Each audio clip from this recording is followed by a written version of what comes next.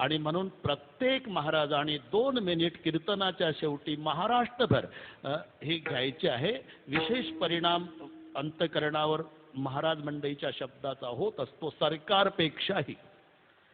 नाहीतर विचार करा, कशाला डॉक्टरला नाव ठेवायची? डॉक्टर डॉक्टर, कोणता डॉक्टर आहे? तुमच्या घरी भ्रूण हत्येसाठी आला, एखाद्याचं नाव सांगा, तुम्ही तिथं जाता, त्याच्या पाया पडता, काही करा साहेब, एवढं काम करा, इतके पैसे घ्या, एका हाताने टाळी वाजत असते का? डॉक्टरचा दोष नाही। मग जी माऊली 23 वर्षाची तिच्या पोटात कन्या आहे, ती त्यासाठी निघाली, तिनं तर विचार करावा दवाखान्याकडे पावलं टाकताना की पांडुरंगा, मी 23 वर्षापूर्वी माझ्या आईच्या पोटात होती, तेव्हा माझ्या निर्दयी बापानं जर हा निर्णय घेतला असता आणि मला पोटात मारलं असतं तर मी जगात आली असती का? असं प्रत्येक माऊलीनं विचार करायचा। तसं पुरुषानं सुद्धा घेऊन जाताना, मी सुद्धा एका आईच्या पोटात होतो आणि ती माझी आई माझ्या आजीच्या पोटात होती आणि माझा आजोबा निर्दयी झाला असताना माझ्या आईला आजीच्या पोटात मारलं असतं तर मी जगात आलो नसतो। आणि म्हणून तुम्ही एक लक्षात ठेवा,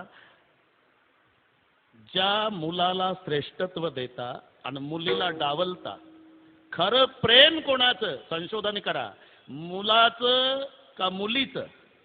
मुलाचं प्रेम बापावर आहे पण स्वार्थ आहे।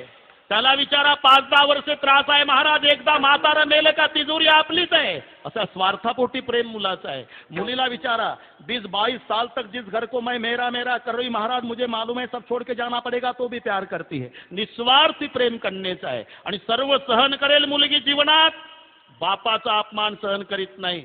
सासरला गेल्यावर तिच्या बापाचा कोणी अपमान करू द्या, त्यावेळेला उभी राहते आणि सासू सासऱ्यावर लाल डोळे करून, बरं का सासूबाई, सांगून ठेवते तुम्हाला, एक दिवस सगळ्या परिवार रॉकेल वतून पेटवा मला, पण खबरदार माझ्या बापाचं नाव कधी घेतलं तर नाही सहन होत।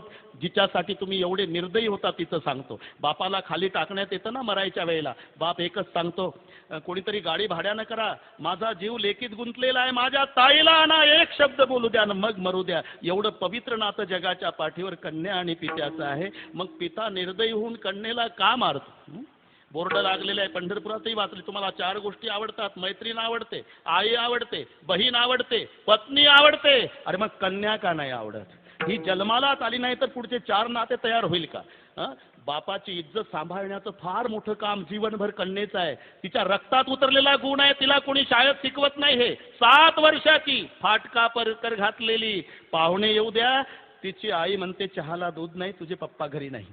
मग ती दादा 7 वर्षाची मुलगी हातात रुपया घेते, तो मुठीत झाकून घेते आणि फुलपात्र परकर मध्ये लपवते। कोणी शिकवलं तिला?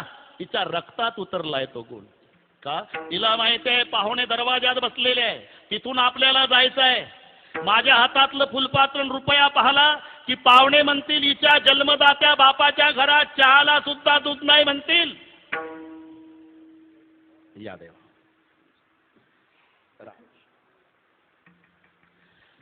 चहाला दूध नाही म्हणतील, माझ्या बापाची इज्जत जाईल, एवढी काळजी 7 वर्षाच्या मुलीला। तिकडनं दूध आणते ना तरी फुलपात्र रपवून आणते, लपवून दिसू देत नाही पाहुण्याला। मुलगी, मुलगा नाही तसा, पाहुणे येऊ द्या, आईनं सांगू द्या दूध आण रे, पैसे द्या आई, पाहुण्याला ऐकू जाईल असं जाहिरात करता आधी।